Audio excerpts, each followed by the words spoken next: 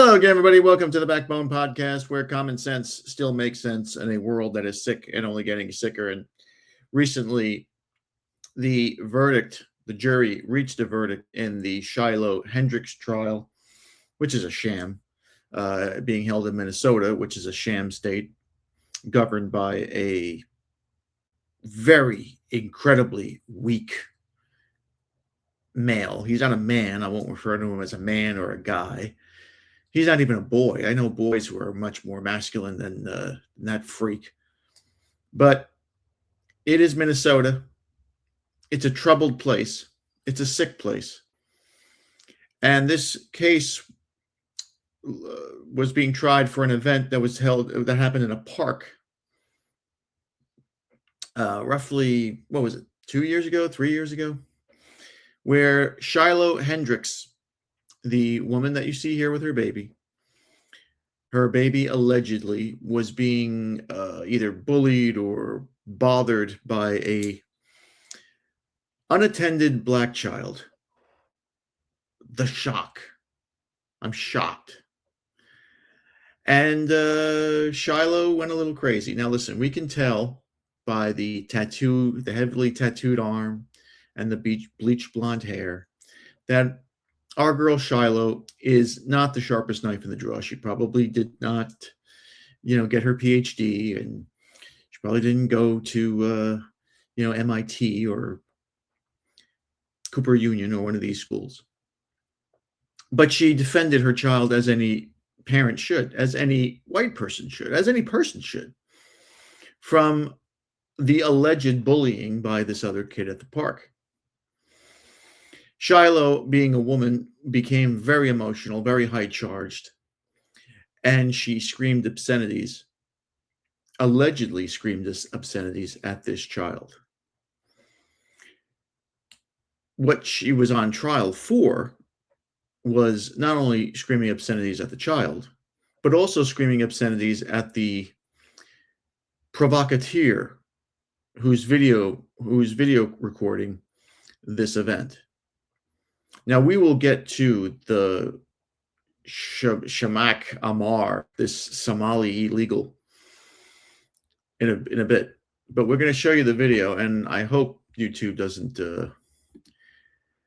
come after me for the language here, right? Because I've seen language on YouTube, and frankly, this should be let go. This is newsworthy. Here is the incident of Shiloh being confronted by Omar, I should say a Somali, not of this country. And I have to say, I've never toured Minnesota. I'm not interested in it. It's too cold.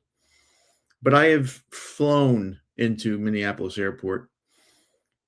And when I was there, again, I'm talking about the airport, not the surrounding areas, everybody seemed lovely. This, of course, is 30 years. This, of course, is pre-Obama. And Barack Hussein Obama, the worst, most incompetent president of my lifetime. Joe Biden doesn't count because he was mentally ill. Sent in, dropped off like bombs, Somalis into that beautiful, if not liberal state. And now they reap what they sow. Because now they have to deal with this. This is what they must deal with. Third world people, mostly Islamic people, inbred, refuse to assimilate, refuse to be educated in the Western world.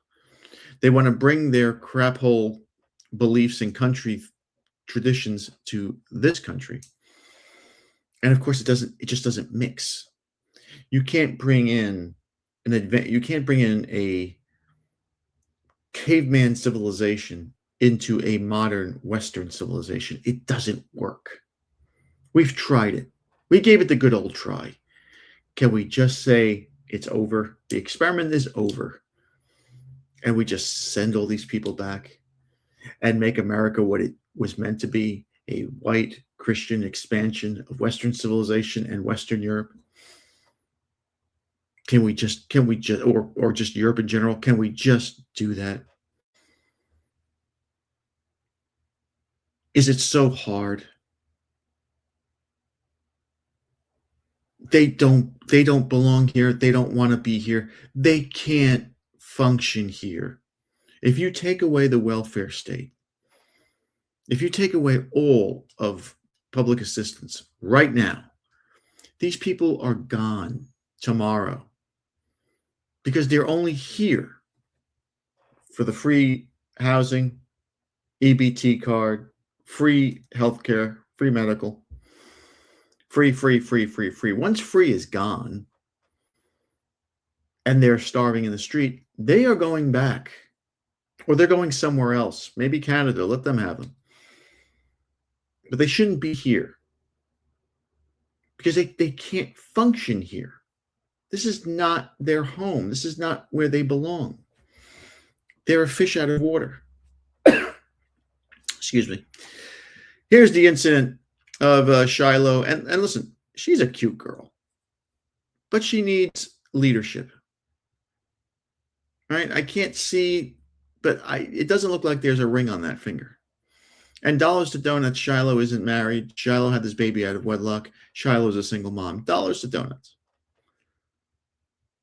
But should she be attacked for this by her own state, by her own government, and the country that she was born and raised in, for throwing an insult to a non-American, somebody who was not born and raised here, someone who has allegedly committed a crime much more serious than this?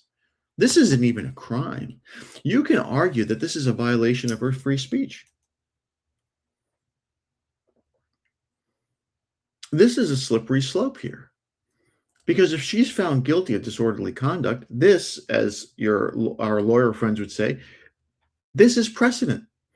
So if somebody, a white person, calls a black person a ninja in Chicago, then that black person can sue or file a report, and the police will arrest that person, and they'll get 200 hours of disorderly conduct and pay $1,000 fine. And then if it happens in Michigan or in New York or in New Jersey or in Massachusetts or Pennsylvania, you get where I'm going, and you know why I'm mentioning these states, because these are all libtard states where this will happen again and again and again. This is a slippery slope. And mind you, white people really don't have a negative term against them. I mean, you can call it Italian a Dago or a Guinea. We don't really care. Asians, you can call them, dinks or whatever they used to call them. They really don't. They're not going to go to the police and file a report for that. This is a thing that black people do. This is a thing that Jews do. They manipulate the legal system to their advantage. Now, the problem is that you have judges who will sit there in their stupid robes and say, yeah, this is disorderly conduct. This is wrong. This is terrible. Not to say, hey, it's bad taste. The woman's ignorant. What are you going to do? We can't make everyone tolerant. It's just not going to happen. No, what they do is they hit you in the pocket and they set precedent. And this is a thing, not this case, but there will be something down the road that will be much more serious and severe. And it will be fought all the way. And I'm telling you, it'll be fought all the way to the Supreme Court. Not today, not tomorrow, not next week, not next year. But it will happen where the Supreme Court will have to hear a case similar to this. And this case will be used as precedent from the party that is claiming racism or disorderly conduct or whatever else it is, or hate speech. Years and years ago, when this whole hate speech thing and hate crime stuff got passed by Congress, it was a sign of disaster, because that hate speech and hate crime doesn't apply to everyone, if you know what I mean.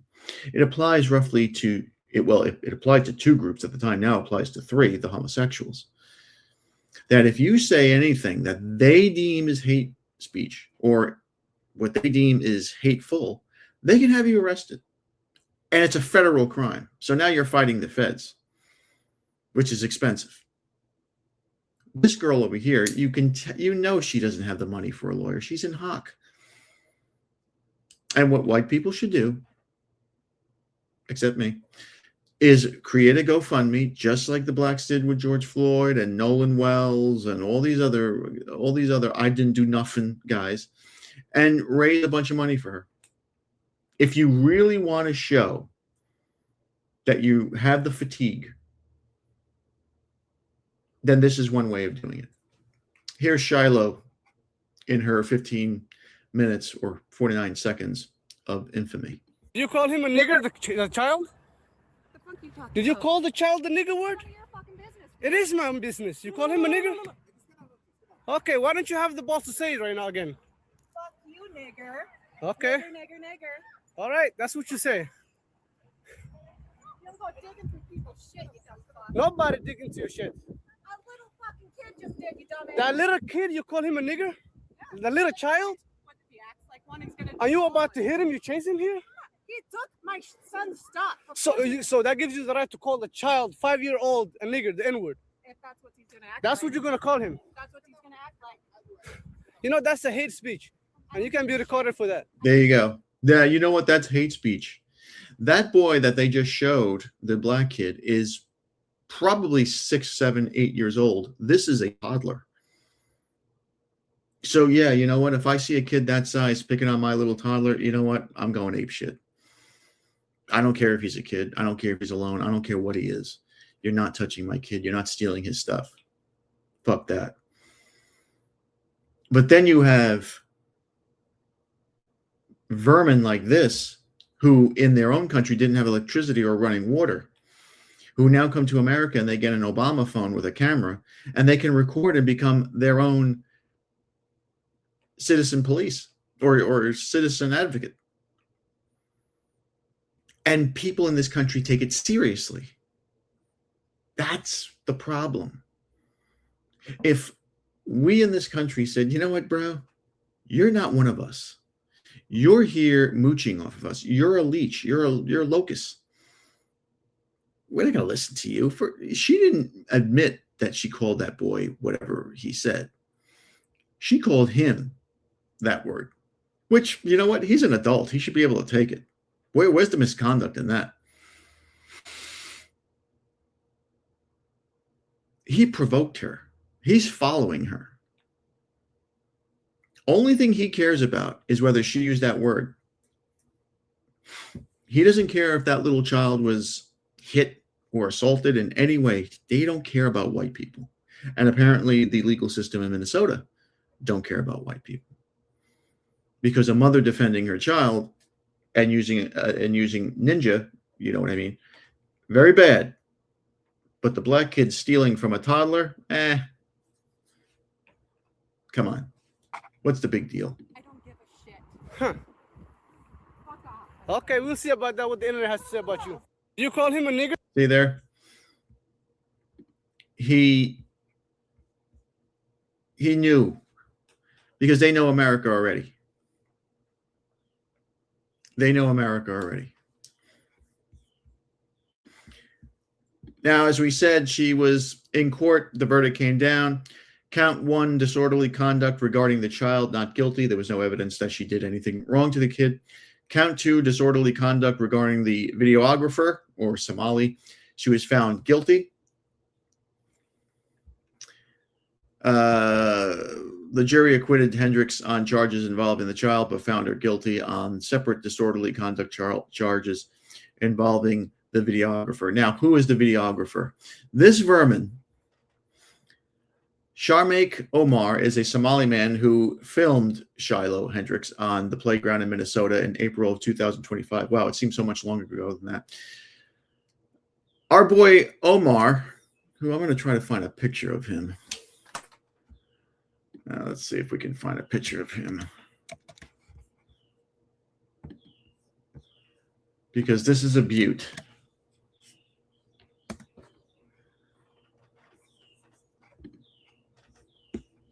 This is a beaut right here. There he is.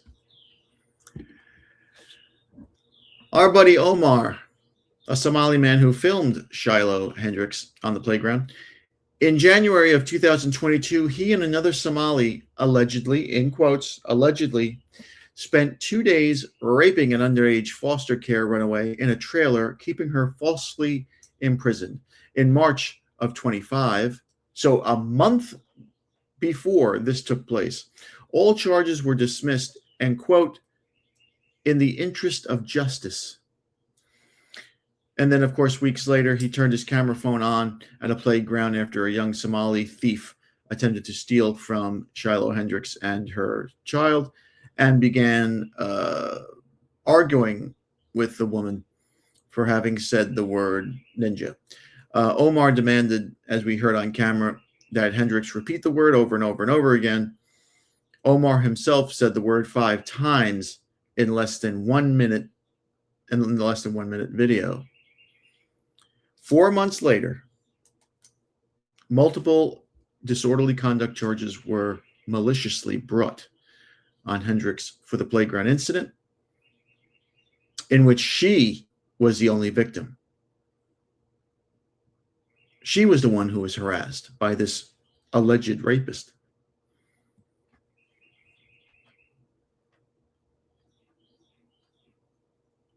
And now she's been convicted of disorderly conduct. Her sentence is a $1,000 fine and 200 hours of community service. Omar was never called to testify in the trial. That's the only justice we have in store in this country today. Just keep the substance of the crime, of the Hendrix crime, and we say that in quotes, as well as her sentence. Keep that in mind when we move forward. And rewind to April of 2020, when Omar, our favorite Somali, along with another Somali vermin, committed a violent assault on the street. Omar threw a rock at a car, then attacked and beat a 16-year-old driver. The bystander tried to intervene. Omar's accomplice threatened him with a blade. Omar was charged merely with disorderly conduct because he hurled a deadly weapon at a vehicle. Throwing a rock at a moving vehicle can kill multiple people. Car crash, you can kill everybody. He was charged with disorderly conduct for beating a teenager while his criminal vermin friend held off onlookers at knife point. Omar faced the same exact charges as Hendrix faced for saying a word that Omar asked her to say as she held her child in her arms at a playground. This is a guy who was on trial for a sexual assault of an underage girl. Why is he even allowed anywhere near a playground? What is he doing in the playground anyway by himself during the day? Why isn't he at work? Why is he allowed near a playground? He shouldn't be allowed anywhere near where children are.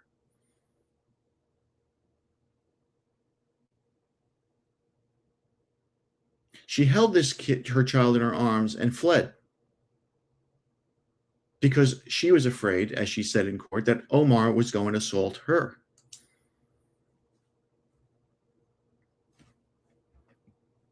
Now, if you remember, Hendrix is facing a $1,000 fine with 200 hours of community service. Omar, convicted of disorderly conduct, his sentence is a $200. His sentence was a $200 fine. That's it. Alleged rape of an underage foster child for 2 days, allegedly, like I said, no bother. And he's not even put on a statewide assault list. Hurling a deadly weapon at a car, beating up the driver, holding people at knife point, $200. Say a word that may offend somebody, especially a convicted assaulter, kidnapper, violent criminal,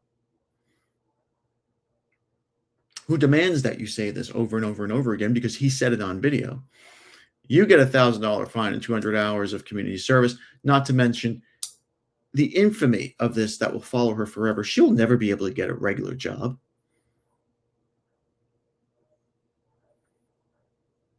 I mean, where's the white privilege for Shiloh? Where's the standard here?